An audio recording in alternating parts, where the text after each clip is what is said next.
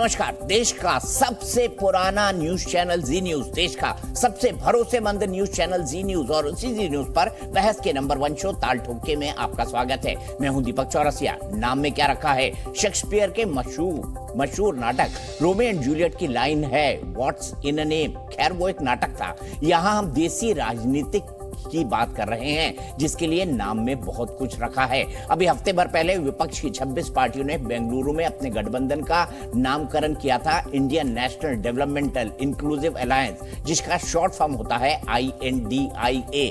तब से विपक्षी दलों के मुंह पर इंडिया चढ़ा हुआ है। वो मानकर चल रहे हैं कि 24 के चुनाव में एनडीए के सामने INDIA ज्यादा क्लिक करेगा और ऐसा लगेगा कि असली इंडियन तो बस यही 26 विपक्षी पार्टी वाले हैं।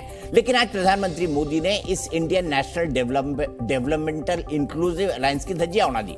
मणिपुर हिंसा को लेकर जब विपक्षी दलों ने आज भी दोनों सदन नहीं चलने दिए तो इसके बाद प्रधानमंत्री ने भी उन पर हमला किया। बीजेपी संसदीय दल की बैठक में मोदी ने कहा कि उन्होंने ऐसा दिशाहीन विपक्ष कभी नहीं देखा। पीएम ने कहा कि इंडिया नाम रख लेने से कुछ नहीं होता। इंडिया नाम तो अंग्रेजों की ईस्ट इंडिया कंपनी में भी था। इंडिया नाम तो इंडियन मुजाहिदीन और पीपल्स फ्रंट ऑफ इंडिया यानी PFI जैसे संगठनों के नाम में भी है। नाम रखने से लोग गुमराह नहीं होते, वो इनके झांसे में नहीं आएंगे। बस फिर क्या था? आतंकी चरित्र वाले संगठनों से तुलना पर कांग्रेस को बात बुरी लग गई। उसने इसे इंडिया नाम का अपमान बता दिया। यह भी कहा कि दिशाहीन तो खुद मोदी सरकार हो गई है। राहुल गांधी ने कहा, मोदी जी आप हमें जो कहना चाहें कह लीजिए, हम INDIA यानी इंडिया ही हैं। और इसके बाद से विपक्षी दल भी काम पर लग गए हैं। वो skill India, make in India जैसे नाम गिनाकर पूछ रहे हैं कि इन नामों में इंडिया क्यों है। वो प्रधानमंत्री का ट्विटर हैंडल भी दिखा रहे हैं जिसमें उन्होंने प्राइम मिनिस्टर ऑफ इंडिया लिखा हुआ है। नाम की लड़ाई में लॉजिक दोनों तरफ से है और सवाल यह भी कि 2024 के चुनाव में नाम बोलेगा या फिर काम बोलेगा।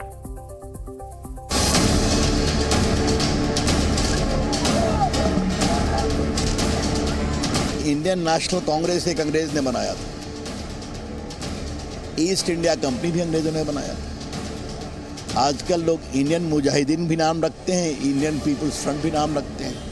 तो चेहरे पे चेहरे लिखाते हैं, सच्चाई कुछ और है। मणिपुर की बात हम कर रहे हैं, प्राइम मिनिस्टर ईस्ट इंडिया की बात कर रहे हैं। कि इंडिया शब्द का इस्तेमाल करना, जो इंडिया की साफ छवि है, वो छवि उस छवि का फायदा उठाना चाहते हैं।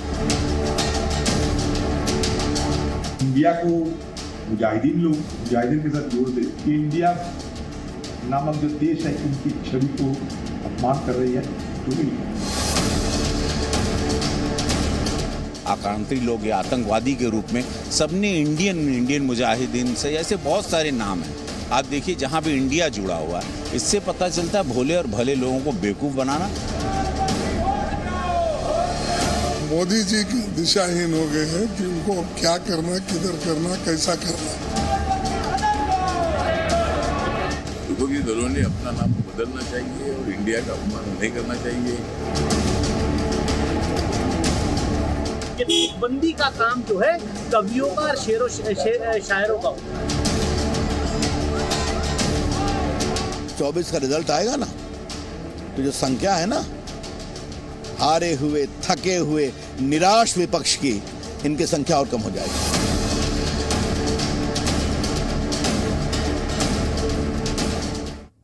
INDIA ये नाम है या इसका काम गड़बड़ है? डॉक्टर अजय आलोक प्रवक्ता, राष्ट्रीय प्रवक्ता बीजेपी के मेरे साथ हैं। जो विश्वास जी राष्ट्रीय प्रवक्ता TMC के मेरे साथ हैं। राजकुमार भाटी जी समाजवादी पार्टी के राष्ट्रीय प्रवक्ता मेरे साथ हैं। AK Vajpayee spokes person LJP Ramvilas Paswan के साथ मेरे साथ हैं। कमलदीप जी स्पोक्स पर्सन JJP जो दुष्यंत चौटाला जी की पार्टी है वो मेरे साथ हैं। और रोहन गुप्ता जी कांग्रेस के राष्ट्रीय प्रवक्ता थोड़ी ही देर में वो मेरे साथ जुड़ेंगे। सबसे पहले अजय जी शुरुआत में आपसे ही करना चाहता हूं। भाई उन्होंने कहा कि हम तो इंडिया की बात कर रहे हैं, मणिपुर की बात कर रहे हैं और आप ईस्ट इंडिया की बात कर रहे हैं, इंडियन मुजाहिदीन की बात कर रहे हैं। ये कैसी तुलना? और खड़गे साहब ने तो यहां तक कह दिया कि प्रधानमंत्री दिशाहीन हो गए। खैर खड़गे साहब पे उम्र का असर हो गया, उन पर मैं कुछ कमेंट नहीं करना चाहूंगा क्योंकि वो तो वही बोलेंगे जो गांधी परिवार उनको बोलता है बोलने के लिए। लेकिन एक बात समझिए, INDIA इंडिया नहीं होता है। एक लॉन्ग फॉर्म का प्रोस्क्रिप्शन करके उसको लास्ट में शॉर्टन करके इंडिया बनाने से वो इंडिया नहीं बन जाता है। ये INDIA रिप्रेजेंट करता है परिवारवाद को, ये INDIA रिप्रेजेंट करता है तुष्टीकरण को, ये INDIA रिप्रेजेंट करता है लगातार बढ़ते हुए भ्रष्टाचार को इस देश में जो दीमक की तरह खाते जा रही है। ये INDIA रिप्रेजेंट करता है उन व्यक्तियों को जो सेना के पराक्रम और शौर्य पे सवाल उठाते हैं, जब सर्जिकल स्ट्राइक और एयर स्ट्राइक पे ये सवाल उठाते हैं।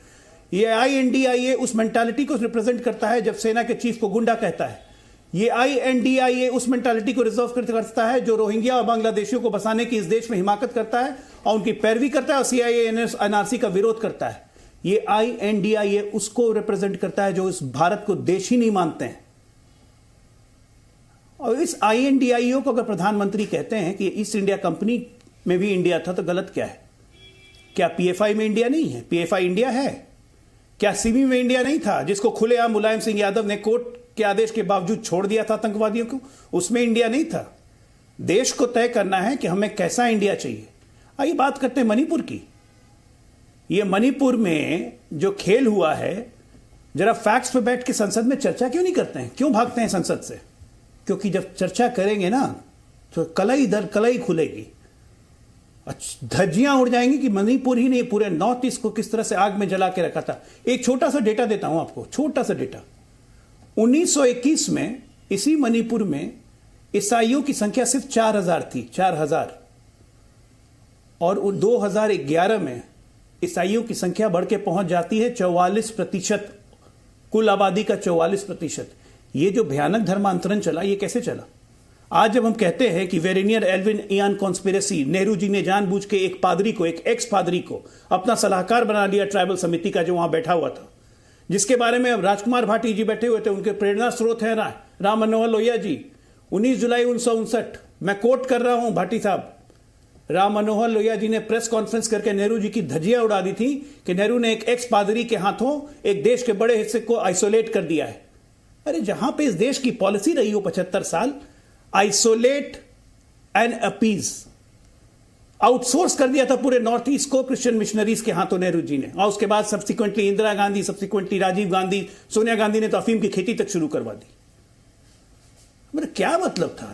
मोदी जी के आने के बाद हमारी पहली बार पॉलिसी बनी फास्ट एंड फर्स्ट, सबसे तेज और सबसे पहले, लुक एट ईस्ट। ये पॉलिसी बनी जिसका शिलोंग में मोदी जी ने कायदा घोषणा किया। आज नॉर्थ ईस्ट की 90% प्रॉब्लम हम सॉल्व कर चुके हैं। यहां मेरी TMC की मित्र बैठी हुई है जूही जी, देख के याद आ गया मुझे 2012 में जब कांग्रेस की सरकार ने वेस्ट इंफाल से 3 डिस्ट्रिक्ट को हटा के हिल ऑटोनोमस काउंसिल में कर दिया था, तो उसके विरोध में एक आंदोलन हुआ था जिससे कारण 3 महीने का इकोनॉमिक ब्लॉकेट लगा 2011 में। सारे कांग्रेस के खिलाफ, TMC हो गई, CPI, CPM, सब कोई कांग्रेस के खिलाफ अपीजमेंट पॉलिसी के खिलाफ लड़ रहे थे। आज क्या हो गया? मुंह में दही जम गया। आज मणिपुर में हमारे खिलाफ लड़ रहे हैं। क्यों? क्योंकि हम मणिपुर को सॉल्व करना चाहते हैं। कुकियों के दिमाग में बैठा बैठा के कि Kuki state, Kuki state, Kuki state, पहले नागा सेपरेटिस्ट को बढ़ावा देना, एक से एक हरकत की है जो पूरे नॉर्थ ईस्ट को आइसोलेट कर चुका है। आज मोदी जी के आने के बाद 9 साल में 50 दौरा किसी प्रधानमंत्री का नहीं हुआ नॉर्थ ईस्ट में। आज नॉर्थ ईस्ट की शक्ल बदल गई है। कहां 9 एयरपोर्ट होते थे, आज 16 के 16 एयरपोर्ट है। हाईवे की संख्या में डबल से ज्यादा डिस्टेंस हो गया। मणिपुर में ट्रेन जाने लगी है। एक आशा और विकास की किरण दिखती है तो उसमें भड़का देते हैं। दीपक जी, मैं आपसे पूछता हूं, एक सामान्य नागरिक, और मुझे बीजेपी प्रवक्ता मत मानिए, अपने आप को भी जर्नलिस्ट मत मानिए, एक बात बताइए, हाईकोर्ट तो अनुसूचित जाति जनजाति का दर्जा नहीं देता है, यह दर्जा तो पार्लियामेंट को देना होता है। हाईकोर्ट की एक टिप्पणी आती है कि मैथियों को अनुसूचित जाति का दर्जा देने का प्रपोजल राज्य सरकार को भेजना चाहिए, 4 सप्ताह में राज्य सरकार इस पर निर्णय ले। इसमें अचानक बवाल कैसे मच गया भाई कि 2-2, 3-3 हजार आदमी उसी रात में इकट्ठा होकर चाइनीज वेपन्स के साथ मैथियों के गांव पर अटैक कर देते हैं? यह सुनियोजित नहीं है तो क्या है? और राज्य सरकार 4 दिन के अंदर में काबू भी पा लेती है।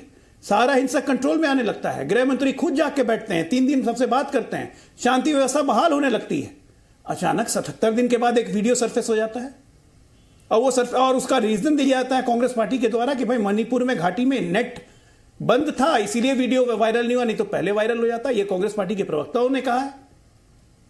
ये क्या है? मतलब आप किसी स्टेट को पीसफुली नहीं रहने देना चाहते हैं अगर आप नहीं है वहां तो? ये साफ साफ साजिश है। आज हम कह रहे हैं कि आओ चर्चा कर लो तो एक रूल का बहाना ले आए कि नहीं 276 से करिए। अरे 2.5 घंटे चर्चा कीजिए ना, 2.5 घंटे। आप 2.5 मिनट संसद में टिक नहीं पाएंगे। पादरी को बना दिया आपने अपना ट्राइबल एडवाइजर और पूरे नॉर्थ ईस्ट का एडवाइजर, और आइसोलेट कर दिया और उसको अपीजमेंट, तुष्टिकरण, ईसाई तुष्टिकरण किया आपने, जिसके डेटाज इन्वॉल्व हैं, डेटाज मौजूद हैं, और उसी के तहत, उसी पॉलिसी के तहत पूरे नॉर्थ ईस्ट का बंटाधार कर दिया। यही चर्चा जो आज मैं टीवी पे कर रहा हूं, संसद में जब हमारे सदस्य करेंगे और आपके सदस्य करेंगे तो वो ऑन रिकॉर्ड होगा, जिसकी हिम्मत नहीं है आप में, इसलिए चर्चा से आप भागते हैं। हिम्मत है तो मैं आज चुनौती देता हूं, आइए चर्चा कीजिए, हमारी तरफ से जवाब मिलेगा तो सुनिएगा, भागिएगा मत। ये गुरिल्ला वॉर का समय नहीं है, आज देश की जनता इतनी बेवकूफ भी नहीं है। और मैं अपने विपक्ष के मित्रों को कहता हूं कि राम मनोहर लोहिया जी की जो इज्जत करते थे, जरा लोहिया जी का 19 जुलाई 1959 का भाषण सुन लें, तब शायद कांग्रेस के गोदी में बैठने का मन नहीं करेगा। और टीएमसी 2012 से 14 तक के अपने आंदोलन को याद कर ले, मणिपुर में जो उसने किया था कांग्रेस के विरुद्ध। यह है दोहरा चरित्र। ठीक है, मैं सीधे इसी बात को रोहन गुप्ता जी के पास ले जाता हूं। रोहन गुप्ता जी, एक तो मणिपुर पे कई आरोप आप पर लगे हैं कि ईसाई तुष्टिकरण के चलते आज के मौजूदा हालात मणिपुर में जो है वो बने हैं, और वो कांग्रेस की नीति थी। दूसरा मैं आपको जानना चाहता हूं, अगर इस तरह ये कह रहे हैं कि INDIA मतलब परिवार, मतलब तुष्टिकरण, मतलब भ्रष्टाचार, मतलब सेना और शौर्य पर सवाल, क्या ये INDIA का मतलब है? दीपक जी, पहली बात तो 2.5 से 3 मिनट में जिस बेशर्मी से भाजपा प्रवक्ता ने अपनी 2.5 महीने की विफलता को देश के सामने उजागर किया, मैं उनको धन्यवाद देता हूं। देश की जनता आपका शो देखती है दीपक जी। आज ये सरकार जो 56 इंच की छाती वाली सरकार 9 साल से शासन में है, 2.5 महीने से हमारा एक राज्य जल रहा है और वो बेशर्मी से विपक्ष पे आक्षेप कर रहे हैं। अरे आप कहां हैं? आप विपक्ष में तो नहीं, आप तो सत्ता में हैं, आप तो 56 इंच की छाती वाले हैं। आप क्यों मजबूर हैं? आप क्यों मजबूर हैं आपकी विफलता के कारण दूसरे पे डालने के लिए? आप क्यों मजबूर है बगले झांकने के लिए? आप क्यों मजबूर है इतिहास में जाने के लिए? क्योंकि आपका जो शासन है बुरी तरह से फेल है। 2.5 महीने में आप लोग कुछ नहीं कर पाए। एक बहन एक बेटी के साथ इस प्रकार का बर्ताव होता है और 78 दिन के बाद आप पहली गिरफ्तारी करते हैं। आपको शर्म नहीं आती बोलते हुए?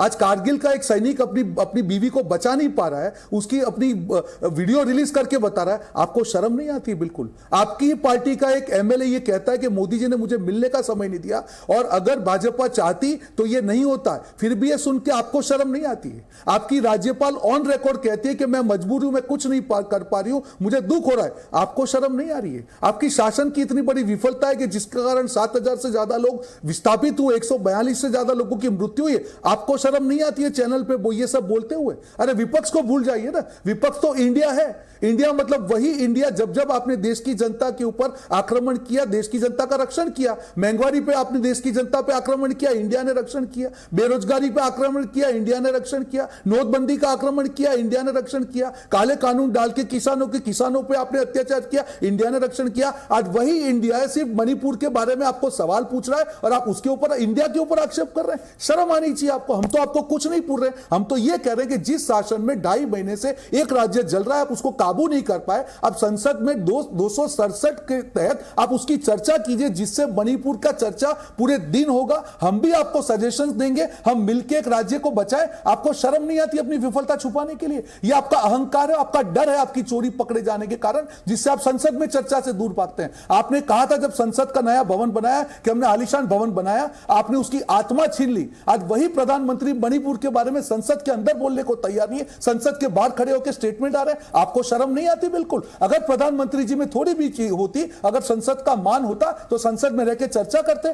267 के पूरे दिन की चर्चा करते, हम हमारा अनुभव, हमारी चर्चा आपके सामने रखते और एक हल करते। देखिए, एक मिनट दीपक जी, एक मिनट, आपने उनको समय दिया था, मैं 30 सेकंड्स और लूंगा। मेरा सिर्फ ये कहना है दीपक जी, अगर आप सत्ता में होते हैं, आपकी जिम्मेदारी है कि अपनी सत्ता का वहन कीजिए, इस तरह से बगले मत जाइए, कारण दूसरे पे मत जिए। इंडिया आपकी जो भी विफलता है उसके खिलाफ लड़ता रहेगा। अगर मणिपुर जल रहा है तो हमारी जिम्मेदारी है भारतीय होने के नाते कि उसको जलता रोके। आप डिबेट पे क्यों आ रहे हैं? मणिपुर को शांत करके आइए ना, आपके MLA के साथ मिलकर आइए ना, उन महिलाओं के साथ जो अत्याचार है उसको शांत करके आइए, हिंसा को रोक के आइए। अरे मणिपुर जाने दीजिए, अब मिजोरम में चालू हो गया, वहां पे भी आपके लोग पाए जाते हैं। आप कर क्या रहे हैं? आपकी जो डिवाइड एंड रूल की नीति है, अंग्रेज चले गए और आपको छोड़ के चले गए। ये जो डिवाइड एंड रूल आपने किया है, ये देश के लिए खतरनाक है और देश के लिए बहुत खतरनाक है। बंद कीजिए डिवाइड एंड रूल, अपनी विफलता का स्वीकार कीजिए और देश के सामने बताइए कि मणिपुर की आग जो आपने ही जलाई है कब शांत होगी, और संसद में चर्चा कीजिए। हम आपके साथ पॉजिटिवली चर्चा करने को तैयार है।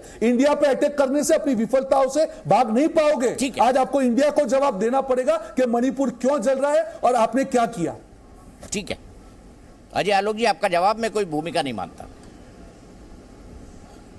दीपक जी, कोई भूमिका मैं नहीं दे रहा हूं, लेकिन एक भी तर्क आपने सुना? एक भी तर्क नहीं सिवाय हमें कोसने के अलावा। अब मैं इनका क्या जवाब दूं? इनके नेता को मणिपुर और मिजोरम का फर्क नहीं पता है। देखिए ये आप इतिहास में मत जाइए। ये ट्वीट देखिए, ये ट्वीट, ये राहुल गांधी जी का ट्वीट है। ये राहुल गांधी जी का ट्वीट है जिसमें इनको मणिपुर और मिजोरम का फर्क नहीं पता है। मिजोरम के एक बीच में मत बोलिए। मिजोरम की लड़कियों को कोट करके कह रहे हैं, given the chances there is nothing a girl can not do, these girl at Sainik school in Manipur are good of this, my best wishes. छोड़िए ना, ये लड़कियां मिजोरम की है, मणिपुर की नहीं है। अरे राहुल गांधी को छोड़ दिया ना राहुल गांधी। तो जिस पार्टी को मणिपुर और मिजोरम का फर्क नहीं पता हो, वो हमें मणिपुर पे ज्ञान देने चले। इसका जवाब दीजिए आप। राहुल गांधी, एक मिनट, अब रोहन गुप्ता जी बीच में मत बोलिए, मैं सबका जवाब दे रहा हूं। आपने भी सत्ता में हमें तो जवाब हम ही देंगे। सत्ता में हमें तो जवाब आप ही देंगे, आप नहीं देंगे। आप प्रश्न करते रहिए, आप प्रश्न कीजिए, जवाब भी देंगे और आपको इतिहास भी दिखाएंगे। 29 जून all India Manipur students union ने राहुल गांधी के विजिट के बाद प्रेस कॉन्फ्रेंस करके क्या बोला कि सक्सेसिव गवर्नमेंट्स की फेलियर है, लेकिन अगर सबसे ज्यादा किसी की फेलियर है इस मणिपुर को इस दशा में पहुंचाने के लिए तो वो है कांग्रेस पार्टी। जिम्मेदारी लेंगे आप? All India Manipur students union तो कोई एक एथनिक ग्रुप का नहीं है, इसमें सारे ग्रुप्स हैं। आप जिम्मेदारी लेते हैं? इतिहास की गलतियों से सबक लेके अगर वर्तमान में ठीक काम नहीं करेंगे तो भविष्य अच्छा कभी नहीं होगा। हमारी सरकार वही काम कर रही है और आप उसमें आग लगा रहे हैं, आप आग में घी भड़का रहे हैं। आपने एक काम नहीं किया है पिछले 77 दिनों में कि आप शांति को लाने के लिए कोई प्रयास करें, आपने आग लगाने का काम किया। राहुल गांधी वहां पहुंच के नौटंकी कर रहे थे। आप आज जो मणिपुर में कर रहे हैं चर्चा चर्चा चर्चा, संसद से भागते क्यों भाई? जब होम मिनिस्टर, आप बताइए रोहन गुप्ता, अगर आपकी सरकार होती, अगर राष्ट्र में किसी तरह की सुरक्षा व्यवस्था उत्पन्न होती है तो उसका जवाब कौन देता है? गृह मंत्री देते हैं या नहीं?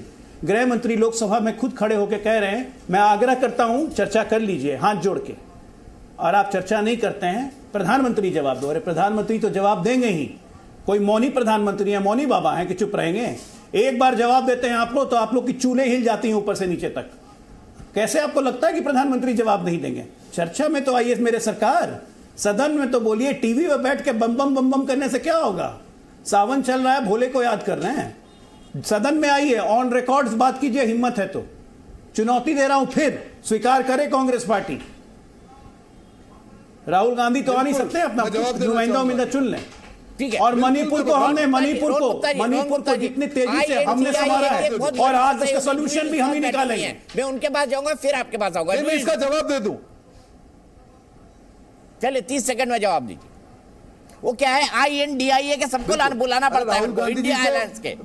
बिल्कुल, सुनिए, देखिए INDIA मत बोले, इंडिया ही बोलिए। आप कितना भी करेंगे इंडिया इंडिया ही रहेगा। पहली बात, इनका डर देखिए, राहुल गांधी जी की तो सदस्य निलंबित करनी थी। अगर राहुल गांधी जी सवाल पूछते तो ये लोग हिल जाते। आज इन्होंने कहा इनको शर्म आनी चाहिए। इनके जो गृह मंत्री है 5 दिन रह के आए मणिपुर में, क्या हुआ? आज तक सोल्यूशन आया क्या? दीपक जी, हम जिस दिन बात कर रहे हैं 2.5 महीने से ज्यादा वहां पे हिंसा चालू है। ये कल का मैं आपको एक आर्टिकल दिखा रहा हूं, 80 साल की विधवा को जिंदा जलाया गया, स्वतंत्र सेनानी की 80 साल की विधवा को। ये क्या हो रहा है? और यहां पे आके डिबेट कर रहे हैं ये लोग। अरे विपक्ष के ऊपर जितना डालना है डालिए, कम से कम शांति तो बहाल कीजिए, या देश को बता दीजिए कि नहीं हम लोग नहीं कर पाए, हम देश से माफी मांगते हैं, पर पुराने लोग जिम्मेदार हैं। हम पे डाल दीजिए इंडिया पे जिम्मेदारी, इंडिया संभाल लेगा। अरे आप बात कर रहे हैं, प्रधानमंत्री जी को समय नहीं था, विदेश की जो संसद को जाके संबोधित कर रहे हैं, एक बार मणिपुर जाने का आपको समय नहीं मिला। एक बार आपने कहा मौनी बाबा, 77 दिन तक कहां बोले प्रधानमंत्री जी? बताइए अजय आलोक जी, चैलेंज के साथ बोलता हूं, एक वर्ड भी मणिपुर के बारे में 77 दिन तक प्रधानमंत्री ने बोला होता। आपको बता दूं, हमारे जो संविधान के तो 355 मणिपुर हिंसा के कितने दिन के बाद गृह मंत्री वहां गए थे? शांति बहाल नहीं होती है। मणिपुर हिंसा के कितने दिन के बाद गृह मंत्री गए थे? आज तक कोई गृह मंत्री इतनी जल्दी कहीं गया है? नहीं जा पाया। 3 दिन वहीं रुके हुए थे। कहां मन की क्या कर रहे थे वो? मणिपुर जिम्मेदारी आप सिखाएंगे? क्यों मणिपुर की जिम्मेदारी आप सिखाएंगे कि अपनी विफलता पकड़ी जाएगी? 56 इंच की कठपुतली प्रधानमंत्री रख के 10 जनपद से सत्ता चलाने वाले जिम्मेदारी इसलिए नहीं जा पाए। ये तो अजीब बात हो गई 355 भाई। कलम मैं तो आपके बीच में नहीं बोला। ये तो अजीब क्यों डर बात रहे हो हैं? गई। क्यों बौखला रहे हैं? हमें जिम्मेदारी सिखा रहे हैं। मुझे बोलने दीजिए ना, क्यों प्रधानमंत्री बौखला को रहे हैं? पता ही नहीं अरे होता बौखला था, क्यों रहे हैं? जनपद सुन शासन लीजिए ना, करता था, डर क्यों तो लग हमें रहा सिखा रहा है है? कि जिम्मेदारी अजय क्या आलम, डर होती है। क्यों लग रहा है? मैं तो बीच में अरे नहीं बोला आपके। प्रधानमंत्री को अपने दीपक आप जी को चुप जिम्मेदारी रखवाइए, सिखा तो मैं रहे मेरी हैं, बात को हंसी आ रही है, खत्म देख, करूं। एक- एक- दीपक एक- जी एक- बोल रहे हैं, मैं उनके रोहन बीच में गुप्ता नहीं जी को बोला। कंक्लूड कर लेने दीजिए, आगे उनके बीच नहीं बोला। अपने आप को मैं हंसी सिर्फ का इतना पात्र कह रहा हूं, बनाइए। मैं सिर्फ इतना कह रहा हूं कि ये आंतरिक सुरक्षा का मामला है। प्रधानमंत्री जी की विफलता है। प्रधानमंत्री जी एक बार भी वहां पे गए नहीं। प्रधानमंत्री जी ने संसद के बाद 30 आंतरिक सुरक्षा का मामला है, प्रधानमंत्री जी की विफलता है। करते हैं। अच्छा, 9/11 जब मुंबई हमला हुआ था, किसकी विफलता थी? सेक्शन 267 के तहत 9/11 होने के बाद तो 9/11 होने के बाद मुंबई हमला होने के बाद तो पहुंच आपको गए सिर्फ 2.5 घंटे की चर्चा करनी है। आपको सिर्फ 2.5 घंटे की चर्चा करनी है। अरे आप करिए ना, 2.5 घंटे क्या, 2.5 मिनट नहीं टिकेंगे सदन में। चर्चा से भाग रहे हैं आप सदन में 2.5 मिनट नहीं टिकेंगे, चुनौती के साथ कहता हूं। 267 में क्यों भाग रहे हैं? 2.5 मिनट नहीं टिकेंगे आप सदन में। 2.5 घंटा बहुत देर की बात हो गई। क्यों डर रहे हैं? हिम्मत है तो बैठिए सदन में। क्यों डर रहे हैं? अरे 267 से क्यों डर रहे हैं? आइए ना, भाग क्यों रहे हैं? 267 से क्यों डर रहे हैं? बाहर निकल के गांधी मूर्ति के नीचे चाय पीते हैं, चाउमीन खाते हैं, तो करिए सदन ना। के अंदर आ जाइए। सेक्शन 267 अंदर आ में क्यों जाइए। नहीं कर रहे आप चर्चा? गांधी मूर्ति के नीचे चाय पीने के लिए पार्लियामेंट जाते हैं क्या? हम लोग या चाउमीन खाने के लिए वहां पे क्यों डर रहे हैं? होटलों से मंगवा के? चप्परीज क्यों भाग रहे हैं? हाँ तो बताइए, आप बताइए, तो भाग क्यों रहे हैं? 267 में चर्चा क्यों नहीं कर रहे हैं? आप फिर भाग चैलेंज, क्यों मैं रहे हैं? चुनौती दे रहा हूं आपको। आप सत्ता पार्टी में टेक्निकल चुनौती एंगल दे रहा हूं। 267 में आपको चर्चा चाहिए। चर्चा क्यों नहीं कर रहे? नहीं नहीं, 267 में आपके हिसाब से चाहिए। क्यों डर रहे एक हैं? ऐसा है, क्यों मणिपुर की देश 2.5 घंटे के की संसद चर्चा के सभापति महोदय लोग को तो अक्ल है नहीं। क्यों जवाब नहीं दे? उन लोग को तो आपके मर्जी से लाया नहीं गया है। क्यों मणिपुर देश में सब अक्ल कांग्रेस पार्टी के पास ही है, स्वीकार है नहीं ना? कर रहे हैं? क्यों अपनी मजबूरी देश नहीं में मान रहे सब हैं? अक्ल तो क्यों कांग्रेस देश से पार्टी माफी के पास नहीं ही मान रहे हैं? क्योंकि जितना आपकी अभी मजबूरी बताया है। मैंने, उस पर चर्चा मणिपुर होगी पे तो एक जवाब हकीकत दिया सामने आपने। आएगी।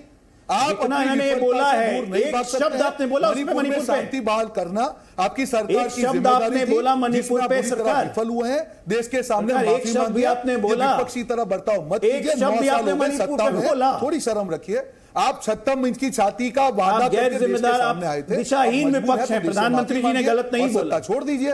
बता दीजिए आप सत्ता दिशाहीन हमारे बस विपक्ष की नहीं हैं। है। हम बहन आपका बेटियों कुछ को नहीं हो नहीं बचा सकता है। पाएंगे। अभी रहिए, हम अभी मणिपुर को 30-40 साल नहीं बचा विपक्षी में पाएंगे। रहिए। मणिपुर की आग को हम नहीं रोक पाएंगे। अभी आप 30-40 साल विपक्षी में रहिए, आपका कुछ नहीं होगा।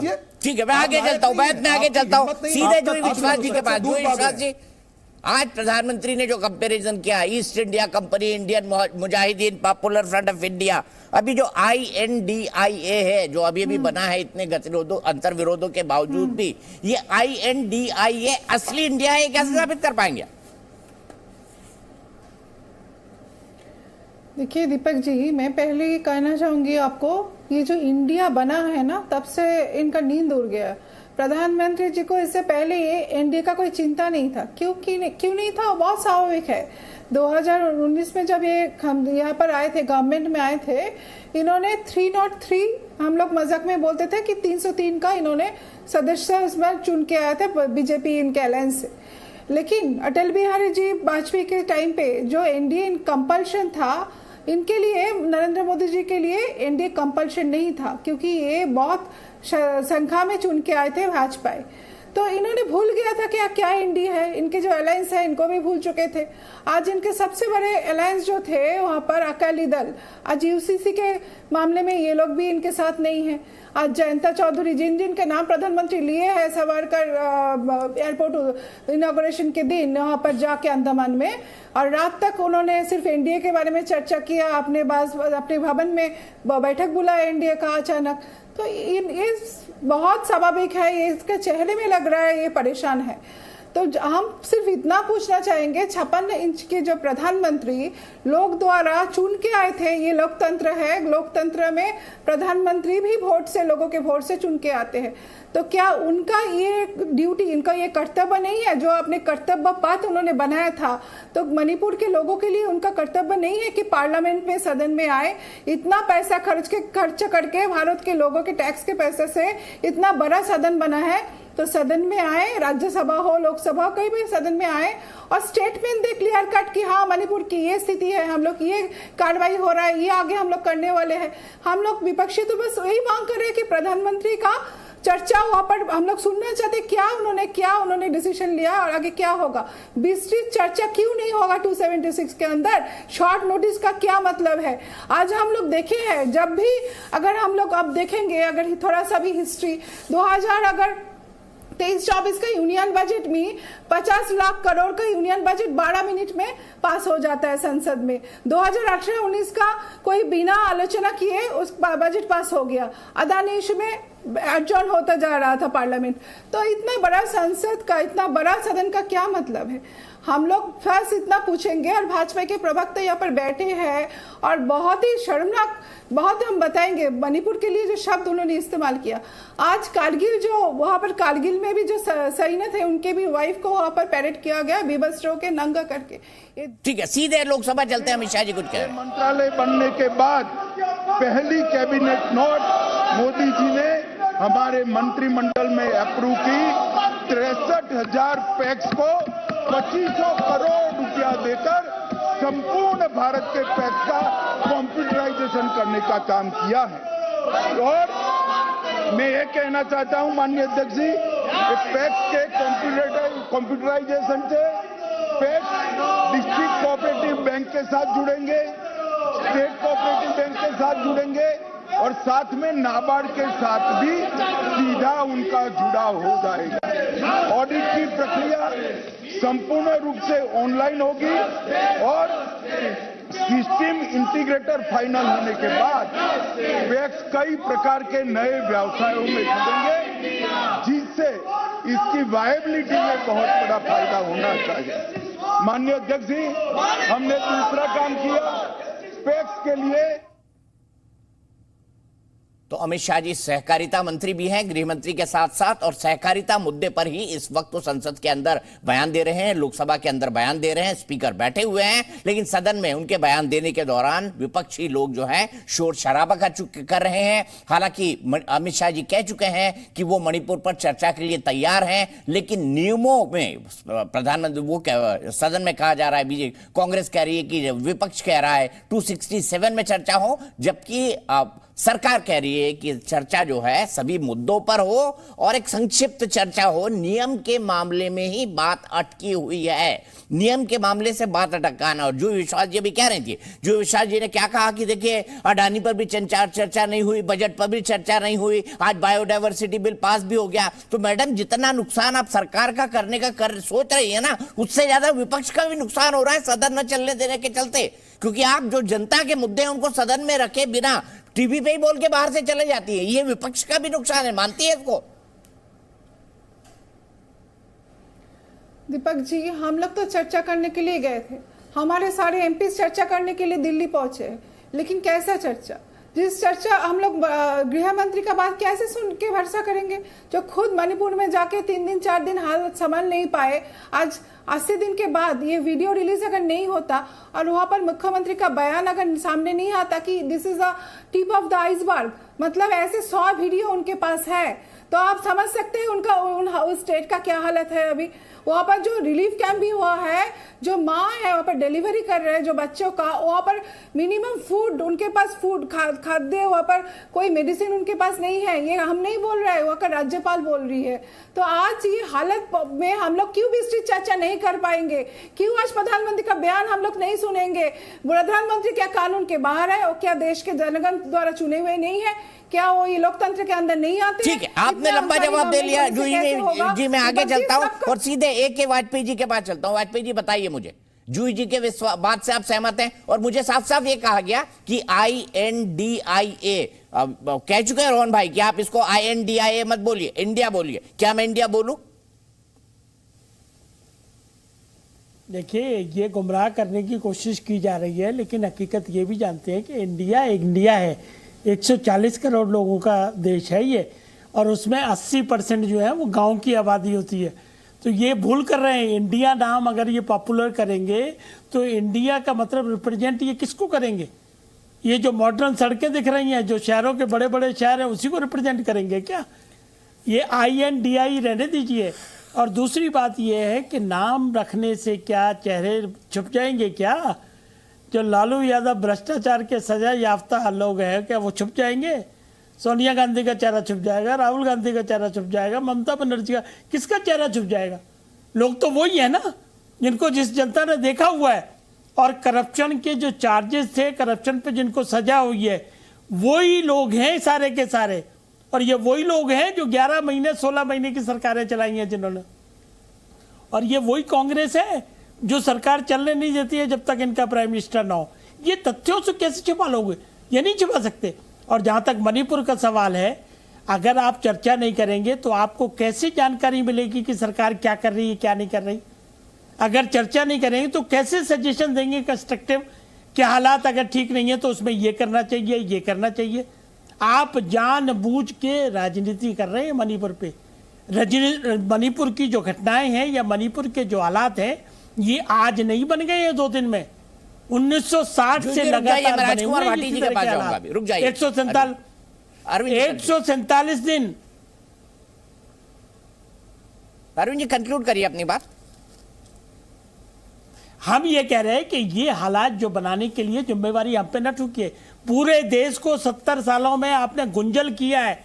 आतंकवाद की समस्या हो, नॉर्थ ईस्ट की समस्या हो, गरीबी की समस्या, मतलब क्या कह रहे हो? 9 साल का पीरियड सफिशिएंट नहीं है? जितनी कोशिशें की जा रही हैं ठीक करने के लिए, एक एक सेक्टर को ठीक किया जा रहा है। एक एक जगह पे जहां पे आपने गड़बड़ की उसको दोबारा से रीपैकिंग करके उसको ठीक करके जनता के सामने रखा जाएगा। पुराने कानूनों को खत्म किया जा रहा है। चीजों को ठीक करने के लिए समय चाहिए होता है और मोदी जी की नीयत में कोई खोट नहीं है। Please understand. भ्रष्टाचार के खिलाफ लड़ाई जारी रहेगी। भ्रष्टाचार दीमक की तरह लगा हुआ है इस देश में और खासतौर से नेताओं में। उनके खिलाफ कार्रवाई जारी रहेगी। और फिर ये कहते हैं ईडी और सीबीआई मिसयूज हो रहा है। अरे भैया वो तो सुप्रीम कोर्ट ने भी कह दिया है कोई मिसयूज नहीं हो रहा। गई थी 18 पार्टियां, पिटीशन फाइल करी थी, डिसमिस करके फेंक दी। तो जनता को गुमराह करने की कोशिश ना करें। ना नाम बदलने से कुछ हो जाएगा। ये जनता सब देख रही है, आपका एक एक चीज देख रही है। मणिपुर पे तो आप हल्ला करोगे, बंगाल पे क्या होगा, छत्तीसगढ़ पे क्या होगा, राजस्थान पे क्या होगा? अगर आपको महिलाओं से इतनी सम्मान की चिंता है तो सबको बराबर तौलिए। महिलाएं सब एक सी होती हैं, मान सम्मान करना होता है, महिलाओं को इज्जत देना होता है। ये नहीं होगा कि आप उसमें पिक एंड चूज कर लेंगे। ठीक है, क्या कहेंगे नहीं सर आप मणिपुर की बात करो, वहां की बात करो। ठीक है राजकुमार भाटी जी, आपको भी याद आ गया होगा कि राम मनोहर लोहिया जी ने मिजोरम के मुद्दे पर क्या कहा था जब एक पादरी को बिठा दिया था। अजय आलोक जी ने सवाल उठाया और वही राम मनोहर लोहिया के चेले अब कांग्रेस के साथ कैसे हैं? ये कैसे बन पाएगा इंडिया INDIA?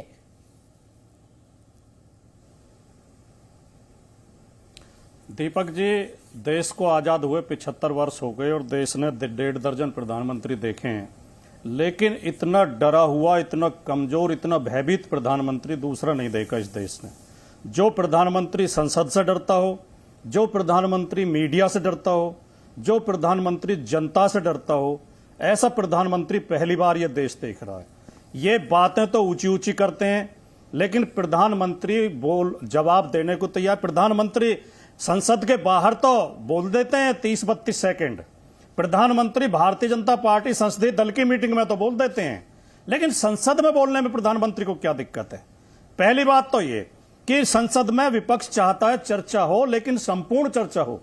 नियम आप भी जानते हैं, सबको पता, नियम 263 के तहत जो चर्चा होगी उसमें पूरी चर्चा होगी और जवाब देना पड़ेगा।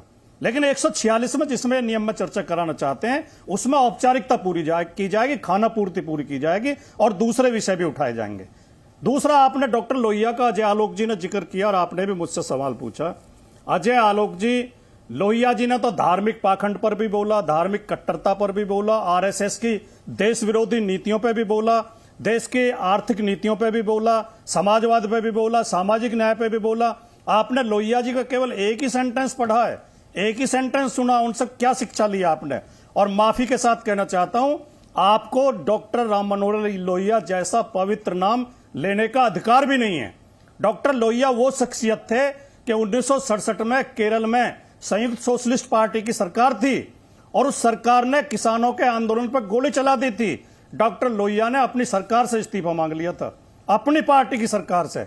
ऐसे पवित्र लोगों का नाम लेके आप अपने पाप को छिपाना चाहते हैं। मणिपुर में जो हुआ उसमें आप इंडिया का कंक्लूड करिए दीपक जी, 2-4 सेंटेंस और बोलने हैं। कंक्लूड करिए जल्दी करिए। हाँ, देखिए, ये जो आज विपक्ष एक हुआ और विपक्ष ने कायदे से देश के मुद्दे उठाए हैं, दलित, पिछड़े, अल्पसंख्यक, आदिवासियों की आवाज उठानी शुरू की है, तो इतने डर गए हैं, आज इन्हें ईस्ट इंडिया कंपनी याद आने लगी है, आज इन्हें पीएफआई याद आने लगी है, इंडियन मुजाहिदीन याद आने लगा है। अगर इंडिया शब्द इतना खराब है तो भारतीय जनता पार्टी में भी तो इंडिया ही है। भारतीय और इंडिया एक ही तो बात है, इंडियन। तो ये जो इस तरह के गुमराह करना चाहते हैं देश को, बीजेपी आईजेपी नहीं सर, वो बीजेपी है, भारतीय जनता पार्टी। आईजेपी नहीं है, इंडियन जनता पार्टी नहीं है, वो भाजपा है।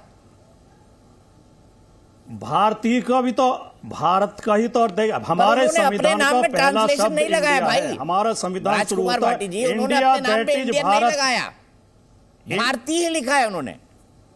अंतर समझिए ना। मुझे पता है कि नहीं लगाया, लेकिन क्या हुआ देखिए, इंडिया आ गया, तो बहुत मर बढ़िया गया। इनके जो आज जिसके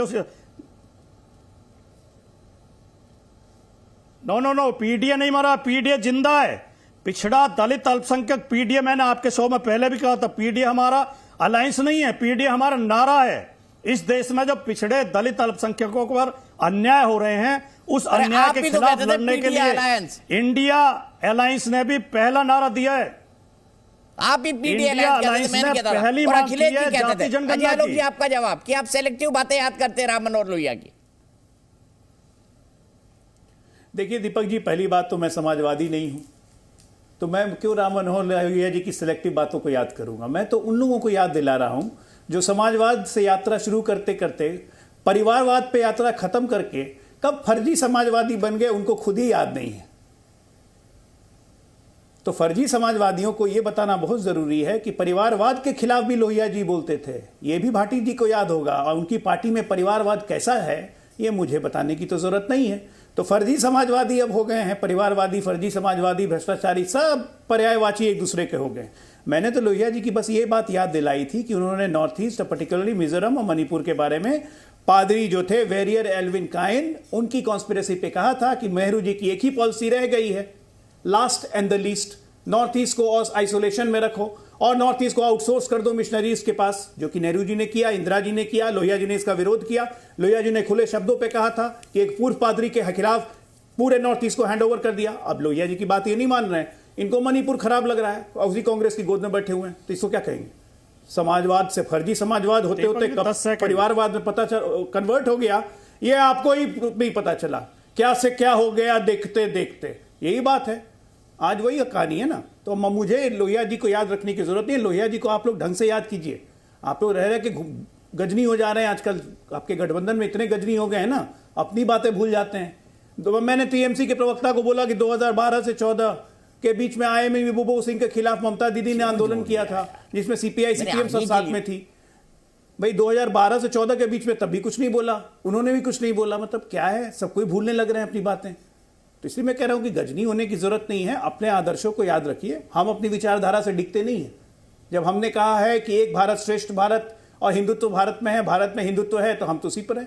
विचारधारा से डगमगाने की तो आदत आप लोग की हो गई है कि भारत को इंडिया और INDIA को इंडिया बना देते हो, जो परिवारवाद, तुष्टीकरण और भ्रष्टाचार से भरा हुआ है। अरे कम से कम देश की तो गरिमा रखिए। ठीक है, मैं सीधे जूही विश्वास जी के पास चलता हूं। जूही विश्वास जी, आप हाथ उठा रही थी और मैं आपसे ये जानना चाहता हूं, क्या यूपीए अब खत्म हो गया है? यूपीए मर चुका है इसलिए इंडिया बना है? रोहन जी इसके तुरंत बाद में आपके पास।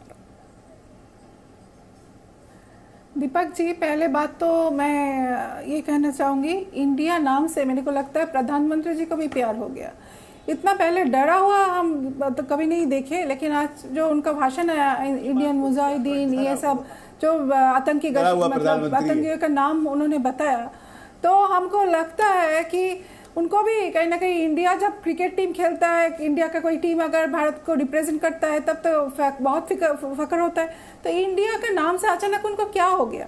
परिवारवाद की बात तो ये ना करे तो अच्छा है। सीतारमन जी, किरण रिजिजू जी से लेके जब ज्योतिराव सिंधिया जी, सारे MP 45 MP हैं इनके जो परिवार से आते हैं।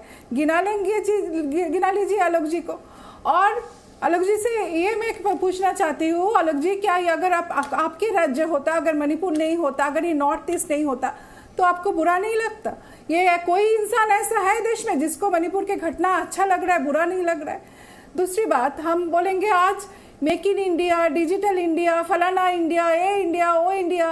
आप लोगों ने भी तो इंडिया का इतना ही इस्तेमाल किया है, तब आपको बुरा नहीं लगा था। आपका प्रधानमंत्री ट्विटर अकाउंट में इंडिया लिखता है, आपका हेमंत बिश्व शर्मा जी आसाम के, आपका नॉर्थ ईस्ट का मुख्यमंत्री अपने ट्विटर अकाउंट में इंडिया गुवाहाटी लिखता है, तब आपको अच्छा लगता है। अचानक ऑपोजिशन वाले इंडिया बना लिया तो आपको बुरा लगने लगा। ठीक है, अजय आलोक जी, आपके एक और सहयोगी जेजेपी के दीप कमल मेरे साथ है, कमलदीप मेरे साथ है, कमलदीप के पास मैं चलता हूँ। उसके बाद जूही जी आपने अपनी बात कह दी, अब आप रिपीट कर रहे हैं। जूही जी आपने अपनी बात कह दी, अब आप रिपीट कर रहे हैं। दीप कमल, आप नाम गलत लिखा हुआ भैया मेरी लिस्ट में। दीप कमल जी, मैं सीधे आपसे सीधा सवाल पूछना चाहता हूँ, क्या INDIA को इंडिया कहा जाए? नहीं, देखिए बिल्कुल गलत बात है ये, और कहीं ना कहीं मैं तो इसको छोटी राजनीति मानता हूं कि कहीं ना कहीं यूपीए, कांग्रेस पार्टी और राहुल गांधी की जो ब्रांडिंग हो रखी थी उसको छिपाने की कोशिश है इंडिया शब्द के पीछे। जैसे इस डिबेट में भी आपने जब INDIA बोला तो कांग्रेस पार्टी के प्रवक्ता ने कहा कि नहीं, इसको इंडिया ही कहिए, यानी कि इनकी एक ये स्ट्रेटेजिक कोशिश है कि इंडिया जो शब्द है उसकी जो ब्रांडिंग है उसके प्रति जो लोगों की भावना है देशभक्ति की और सारा जो देश एकजुट हो जाता है उसके पीछे अपने कमजोर नेताओं को छिपा लिया जाए। ये काम कांग्रेस पार्टी ने देश में 60-70 साल तक अपनी पार्टी का जो झंडा है उनका, कांग्रेस पार्टी का, उसको तिरंगे झंडे से हूबहू बनाया। और जब देश में जागरूकता और उतनी लोगों में समझ नहीं थी तब उन भोले लोगों की सोच का इस्तेमाल किया कि जिस पार्टी का झंडा तिरंगे जैसा है वो देश की पार्टी है, वही देश के सबसे अच्छे नेता हैं। ये सोचकर, ये उनको ऐसा सोचवा कर उनसे वोट लेते रहे। आज इनकी कोशिश है कि जब देश में पिछले 10 सालों में एक राष्ट्रवाद की भावना आई है, राष्ट्र के प्रति लोगों में प्रेम ज्यादा होने लगा है, जागने लगा और उसको जाहिर करते हैं लोग, उसका जवाब या उसका इस्तेमाल इस तरीके से किया जाए। अब आप बताइए दीपक जी, जब चुनाव आएगा आप अपने टीवी स्क्रीन पर क्या लिखेंगे? इंडिया को एनडीए ने हरा दिया, इंडिया हार गया, इंडिया के कैंडिडेट पीछे चल रहे हैं, क्या कहेंगे हम उसको? क्या अगला कोई सामने जो अलायंस है, अगर वो अपने अलायंस का नाम RAM राम रख देता है तो क्या हम कहेंगे राम वर्सेस इंडिया हो गया है? या वो अपने अलायंस का नाम गोड रख लेता है, या अपने अलायंस का नाम BETI रख लेता है, BAAP रख लेता है, क्या हम बाप वर्सेस इंडिया कहेंगे, बेटी वर्सेस इंडिया कहेंगे, सिस्टर वर्सेस इंडिया कोई अलायंस हो सकते हैं? क्या इन चीजों पे देश की राजनीति होगी? क्या इनसे हम आगे बढ़ेंगे? ठीक है, मैं सीधे इसी का जवाब रोहन गुप्ता जी से लेता हूं। रोहन गुप्ता जी बताइए, क्या इस तरह से हो सकता है? क्या इंडिया हार जाएगा INDIA alliance? Deepak ji, India हार ही नहीं सकता, मैं वही बोल रहा हूं। इंडिया कैसे हारेगा? इंडिया को कौन हरा सकता है? बीजेपी भी नहीं हरा सकता है। और बीजेपी तो क्यों हराएगा? बीजेपी को ट्विटर हैंडल में भी बीजेपी फॉर इंडिया लिखा हुआ है, तो बीजेपी को तो इंडिया से प्यार होना चाहिए। आज विपक्ष ने, देखिए, ये अलायंस का नाम अपने आप निकल के आया है, ये ऐसा नहीं है कि किसी को, क्योंकि ये इसकी जो भावना है वो इंडिया की है। हम लोग डिवाइड एंड रूल नहीं कर रहे हैं, हम लोग को देश जोड़ने की बात कर रहे हैं। अंग्रेजों के साथ भारत जोड़ो यात्रा, भारत छोड़ो जो आंदोलन था उसका विरोध किसने किया? इन्होंने किया, डिवाइड एंड रूल। अभी जो अजय आलोक ने अपनी बात की शुरुआत थी, शर्म आनी चाहिए, जो भी पार्टी सत्ता में है वो डिवाइड एंड रूल की बात करिए। आज उनको शर्म आनी चाहिए और समझना चाहिए कि नॉर्थ ईस्ट में ज्यादातर साल कांग्रेस पार्टी रही है, तब तो शांति रही। जब से भाजपा के हाथ में आया तब आसाम मिजोरम से लड़ रहा है, बीच बीच में वहां पे लोग अंदर लड़ रहे हैं, कोई इसकी मिलिट्री वहां पे भेज रहा है। ये क्या हो रहा है? ये देश हमारा एक देश है। डिवाइड एंड रूल कौन करता है दीपक जी? जिसको वोटों की राजनीति करनी हो। आज अजय आलोक ने जो अपनी बात शुरुआत की, शर्म, मैं बार बार ये चीज बोल रहा हूं, मुझे नहीं सहन हो रहा है कि आज देश में जो पार्टी सत्ता में है, अपने आप को मजबूत पार्टी कहती है, सबसे बड़ी लोकतांत्रिक पार्टी कहती है, वो पार्टी मजबूर हो गई है कि 2.5 महीने से मणिपुर की आग नहीं शांत कर पा रहे। हम क्यों डिस्कशन कर रहे हैं? अगर मणिपुर में उन्होंने शांति बहाल कर दी होती, अगर हमारे प्रधानमंत्री जी एक बार मणिपुर चले गए होते, अगर हमारे प्रधानमंत्री जी एक बार मणिपुर के बारे में बोले होते, अगर हमारे प्रधानमंत्री जी ने सारी पार्टियों को इकट्ठे करके सबको कॉन्फ्रेंस में लेके मणिपुर में शांति कैसे बहाल की जाए उसके ऊपर चर्चा की होती, पूरा देश साथ में था। आज बीजेपी को समझना पड़ेगा कि अगर हम 267 में चर्चा मांग रहे हैं दीपक जी, ये बीजेपी की आलोचना के लिए नहीं है, मणिपुर में शांति के लिए है। पर इनका माइंडसेट हो गया है कि जहां पे भी इनकी सरकार की विफलता होती है और विपक्ष जो सवाल खड़े करती है वो उनकी आलोचना, ये माइंडसेट हो गया है। जब आदमी का कॉन्फिडेंस नहीं होता है तब कोई भी आप चर्चा करते हो तो उसको लगता है ये आलोचना है। ये बीजेपी छोटा सा जवाब अजय आलोक जी आपका, उसके बाद में आम आदमी पार्टी के धर्मेंद्र भारद्वाज। आखिरी चीज बोल दीजिए, आखिरी दीपक जी, एक आखिरी चीज, ये जो इंडिया की आखिरी चीज, ये इंडिया की डिबेट कर रहे हैं, क्यों भाजपा क्यों बौखला रही है भाई साहब? इंडिया नाम हमने तो हमारा नाम पूरा दिया है, आप इंडिया करके बोल रहे हैं। खेलो इंडिया, जीतो India, skill India, make in India, stand up India, startup India, सब कुछ इंडिया था। अब इंडिया से नफरत हो गई है। भाई साहब इस पर मत जाइए, मैं अगेन बोल रहा हूं। आज भावनाओं को देखिए आप, मैंने आपने सही बोला एक जेजेपी के प्रवक्ता ने कि भावना क्या है, ये सिर्फ नाम इंडिया नहीं है, इसकी भावना इंडिया है। सब जोड़ के चलना चाह रहे हैं और देश के सारे मुद्दे जहां पे भी बीजेपी विफलता होगी, इंडिया उसके खिलाफ खड़ा होगा और इंडिया भाजपा को हरा कर रहेगा। बहुत अच्छा किया, बहुत अच्छा किया रोहन भाई ने।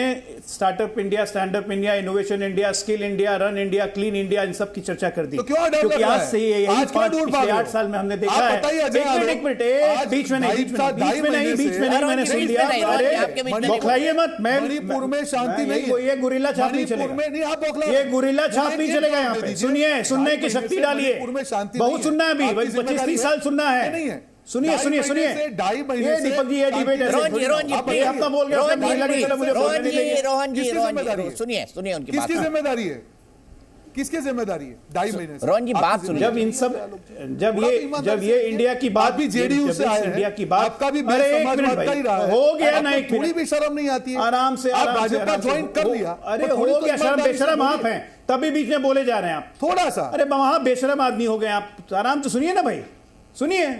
आप मैं कह रहा हूं कि जब ये सब इंडिया की बात पिछले 9 साल से हम कर रहे थे, तब तो आप इस तरह से भड़कते थे जैसे सांड लाल कपड़ा को देख के भड़कता है। भूल गए हैं। अब ये देखिए दीपक जी, ऐसे नहीं होता है, ये जानबूझकर मुझे बोलने नहीं दे रहे ताकि और एक्सपोज ना कर सकूं। रोहन जी उस दिन सुधांशु जी डिबेट में आप लगातार बोल रहे हैं, आपको पूरा सुना उन्हें सम्मान के साथ, आप भी थोड़ा सम्मान दीजिए। एक आध बार बोल लिया पर लगातार नहीं बोल सकते ना। मैं कह रहा हूं बहुत सिंपल तरीके से कि पिछले 9 साल में जितनी इंडिया की चर्चा हमने की, stand up India, skill India, clean up India, innovation India, run India, win India, जितनी इंडिया की चर्चा हमने किया, जब भी हम करते थे तो आप तो ऐसे भड़कते थे जैसे सांड ने लाल कपड़ा देख लिया। कहने लगते थे कि मोदी जी के पहले क्या इंडिया साफ नहीं था, मोदी जी के पहले क्या इंडिया में काम नहीं हुए थे। ये आप कहते थे, हम नहीं कहते थे। हम इंडिया से नहीं भड़क रहे हैं, हम कह रहे हैं कि भारत माता की जय इस नाम से डर के, भयभीत होके आपने ऐसा एक फुल फॉर्म बनाया जिसका एब्रिविएशन इंडिया हो जाए, लेकिन वो इंडिया है नहीं, वो INDIA है। नाम रखने से कुछ नहीं होता। अरे आप तो ऐसी पार्टी हैं सरकार, इस देश की अद्भुत पार्टी है, देश की नहीं विश्व की अद्भुत पार्टी हैं, जिसका फॉर्मेशन ही एक पॉलिटिकल टूल के कारण हुआ था। मैं तो कुछ आपके संस्थापक AOU में कांग्रेस शांति कब होगी उतना AOU में कांग्रेस थे, और आपसे पहले एक प्रवक्ता बोल के गए कांग्रेस पार्टी को अंग्रेज और विदेशी लोग पसंद करते हैं और आज भी पसंद करते हैं। ये कांग्रेस की थिंकिंग है। आपकी तो संरचना भारतीय ने नहीं की है, आपको तो भारतीयों को बलगराने के लिए अंग्रेज ने टूल बनाया था कांग्रेस पार्टी को, और आज भी आप टूल की तरह काम कर रहे हैं। आपके वक्त में नहीं बोले थे, अगर उनको मैं बोलना कहते था तो क्या होता? नहीं, मैं तो सवाल पूछ रहा हूं। नहीं, मेरे बीच में बोले थे वो दीपक जी, मेरे बीच में बोले थे, तब आपने उनको कुछ नहीं कहा। मैंने बिल्कुल रोका था उनको, पहली बार में मैंने उनको रोका, बिल्कुल रोका। में शांति कब बहाल होगी? नहीं रोका था आपने उस समय पे, ठीक है, जो भी हो, मेरा सिंपल सवाल है, शांति भी कब बहाल होगी? एक मिनट, कांग्रेस का बस चले, अच्छा सुनिए ना, हाँ ठीक है, सुन लिया आपका सवाल। एक ही बात को कितना मतलब, कांग्रेस को भूल जाइए ना। मणिपुर में शांति बहाल, अरे मणिपुर में बीच में बोलना बंद कीजिए ना। इस प्रकार की घटना कब बंद होगी? अरे कुछ घसक कब बंद होगी? हाँ ठीक है, सुन लीजिए उनकी बात। अच्छा सुन लीजिए, सवाल का जवाब दीजिए, डिरेल्ड मत हुई है ना, जवाब दीजिए ना। अरे भाई बहुत से डिरेल्ड क्यों होते हैं? आप सुनिएगा, खाली बोलते रहिएगा तो सुनाई कैसे देगा?